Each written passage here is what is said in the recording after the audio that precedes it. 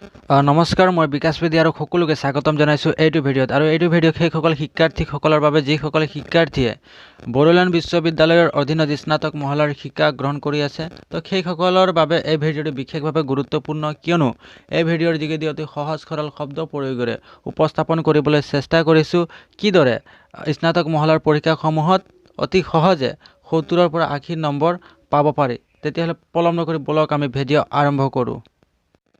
এইখিনিতে সকলোকে জ্ঞাত কৰি দিব বিচাৰিছোঁ, যিহেতু ভাৰতবৰ্ষৰ সকলোবোৰ বিশ্ববিদ্যালয়ৰ নিজস্ব প্ৰশ্নৰ আৰ্হিৰ কৌশল বেলেগ বেলেগ আছে। সেয়েহে বিগত এক বছৰৰ অভিজ্ঞতাৰ পৰা এই ভিডিঅ'ৰ যোগেদি বড়োলেণ্ড বিশ্ববিদ্যালয়ত অহা প্ৰশ্নৰ আৰ্হি উপস্থাপন কৰিবলৈ চেষ্টা কৰিম আৰু অন্যান্য কৌশল এই ভিডিঅ'ৰ যোগেদি উপস্থাপন কৰিবলৈ চেষ্টা কৰিম। তো আশা কৰোঁ সকলোৱে এই ভিডিঅ' উপভোগ কৰি উপকৃত হ'ব। তেতিয়াহ'লে পলম নকৰি বলক আমি ভিডিঅ'ৰ মাজলৈ আগবাঢ়োঁ। প্ৰথমটো কৌশল হৈছে আমি বড়োলেণ্ড বিশ্ববিদ্যালয়ৰ আনুষ্ঠানিক চিলেবাছ ডাউনলোড কৰি ল'ব লাগিব। আৰু এই চিলেবাছত সন্নিৱিষ্ট বিষয়সমূহ আমি বস্তুনিষ্ঠভাৱে আমি অধ্যয়ন কৰিব লাগিব আৰু জ্ঞাত হ'ব লাগিব যে কি কি বিষয় এই চিলেবাছত সন্নিৱিষ্ট হৈছে। সেই সকলোবোৰ বিষয় আমি অধ্যয়ন কৰিব লাগিব। ঠিক আছে, ধৰি লওক ৰাজনীতি বিজ্ঞান বিভাগত মেজৰ আছে, তো সেই মেজৰৰ যি চিলেবাছ, সেই চিলেবাছ আমি ডাউনলোড কৰি ল'ব লাগিব। ঠিক আছে, তেতিয়াহে আমি অধ্যয়নৰ সময়ত অতি সহজভাৱে আমি বুজিব পাৰোঁ যে কি কি বিষয় এই চিলেবাছত অন্তৰ্ভুক্ত হৈছে। ঠিক আছে, দ্বিতীয়টো কৌশল হৈছে আমি বড়োলেণ্ড বিশ্ববিদ্যালয়ৰ অধীনত যি স্নাতক মহলাৰ পৰীক্ষা অনুষ্ঠিত হয়, সেই পৰীক্ষাত অহা যি আগমুহূৰ্তত পৰীক্ষাৰ প্ৰশ্ন আহে, সেই প্ৰশ্নসমূহ আমি চাব লাগিব। ঠিক আছে, চাব লাগিব আৰু কি কি প্ৰশ্ন আহিছে, প্ৰশ্নৰ আৰ্হি কেনেকুৱা ধৰণৰ আহিছে, সেই সকলোবোৰ বিষয়ে আমি জ্ঞাত হ'ব লাগিব। তেতিয়াহে অতি সহজে আমি পৰীক্ষাত 70ৰ পৰা 80 নম্বৰ আমি পাব পাৰোঁ। ঠিক আছে, আৰু এইখিনিতে সকলোকে জ্ঞাত কৰি দিব বিচাৰিছোঁ, যিহেতু বিশ্ববিদ্যালয়সমূহে আগত অহা প্ৰশ্নসমূহে পুনৰাই দিয়াৰ সম্ভাৱনা থাকে।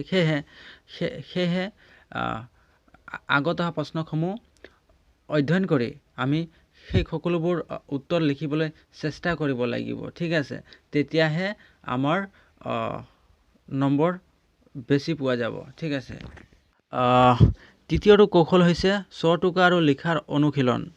এইখিনিতে সকলোকে জ্ঞাত কৰি দিব বিচাৰিছোঁ, যিহেতু বড়োলেণ্ড বিশ্ববিদ্যালয়ে মাজৰ পৰা প্ৰশ্ন সন্নিৱিষ্ট কৰে প্ৰশ্ন কাকতত। সেয়েহে সকলোকে অনুৰোধ জনাব বিচাৰিছোঁ যে মডেল ব্যৱহাৰ নকৰি পাঠত সন্নিৱিষ্ট বিষয়সমূহ বস্তুনিষ্ঠভাৱে আমি অধ্যয়ন কৰিলে অধিক নম্বৰ পাব পাৰি। ঠিক আছে, যেতিয়া অধ্যয়নৰ সময়ত এগৰাকী অধ্যাপকে আমাক কোৱা মতে মডেল ব্যৱহাৰ কৰিলে নম্বৰ বেছি পোৱা নাযায় বড়োলেণ্ড বিশ্ববিদ্যালয়। ঠিক আছে, যিহেতু বড়োলেণ্ড বিশ্ববিদ্যালয়ে মাজৰ পৰা প্ৰশ্ন সন্নিৱিষ্ট কৰে প্ৰশ্ন কাকতত, সেয়েহে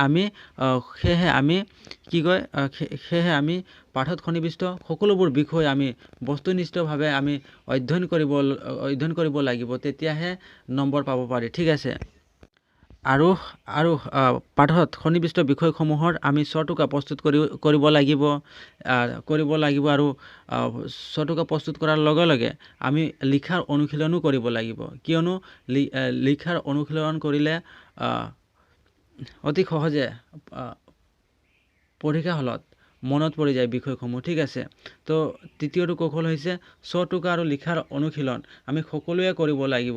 তেতিয়াহে পৰীক্ষা হলত অতি সহজে 70ৰ পৰা 80 নম্বৰ পাব পাৰি। ঠিক আছে, চতুৰ্থটো কৌশল হৈছে আমি অধ্যয়নৰ সময়ত আমি যিসমূহ গুৰুত্বপূৰ্ণ লাইন, সেই গুৰুত্বপূৰ্ণ লাইনসমূহ আমি চিন দিব লাগিব। ঠিক আছে, চিন দিলে কি হয়, আমি যেতিয়া পাঠটো উলিটিয়াব চেষ্টা কৰোঁ, তেতিয়াহ'লে অতি সহজে আমাৰ দৃষ্টিত সেই বিষয়টো পৰে।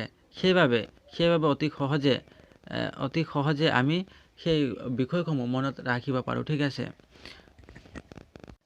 আৰু এইখিনিতে সকলোকে আৰু এটা কথা জ্ঞাত কৰি দিব বিচাৰে, যিহেতু বড়োলেণ্ড বিশ্ববিদ্যালয়ে মাজৰ পৰা প্ৰশ্নৰ অন্তৰ্ভুক্ত কৰে প্ৰশ্ন কাকতত, সেয়েহে আমি সৰু সৰু প্ৰশ্নসমূহৰ বাবে আমি সকলোবোৰ পাঠ্যপুথিত অন্তৰ্ভুক্ত সকলোবোৰ বিষয় আমি পঢ়িব লাগিব, ঠিক আছে। তেতিয়াহে অতি সহজে নম্বৰ পাব পাৰি।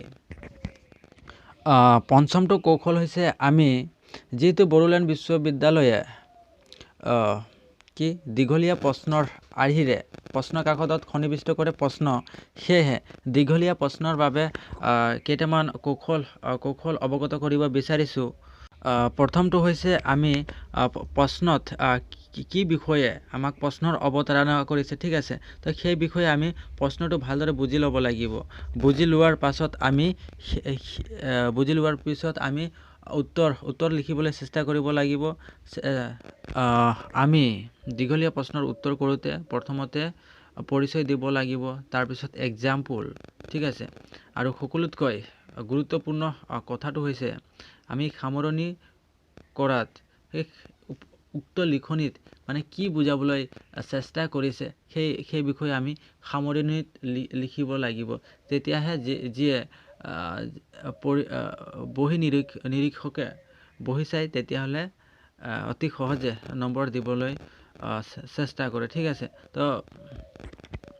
তো আশা কৰোঁ সকলোৱে বুজি পাইছে এই ভিডিঅ'ৰ যোগেদি, কিয়নো এই ভিডিঅ'ৰ যোগেদি বড়োলেণ্ড বিশ্ববিদ্যালয়ৰ অধীনত যি স্নাতক মহলাৰ শিক্ষা গ্ৰহণ কৰা শিক্ষাৰ্থীসকলে কিদৰে অতি সহজে 70 পৰা 80% নম্বৰ পাব পাৰে সেই বিষয়ে এই ভিডিঅ'ৰ যোগেদি উপস্থাপন কৰিবলৈ চেষ্টা কৰিছোঁ। আশা কৰোঁ সকলোৱে উপকৃত হৈছে। সেয়েহে সকলো বন্ধু বান্ধৱীলৈ এই ভিডিঅ'সমূহ শ্বেয়াৰ কৰি দিব যাতে সকলোৰে উপকৃত হয়, ঠিক আছে।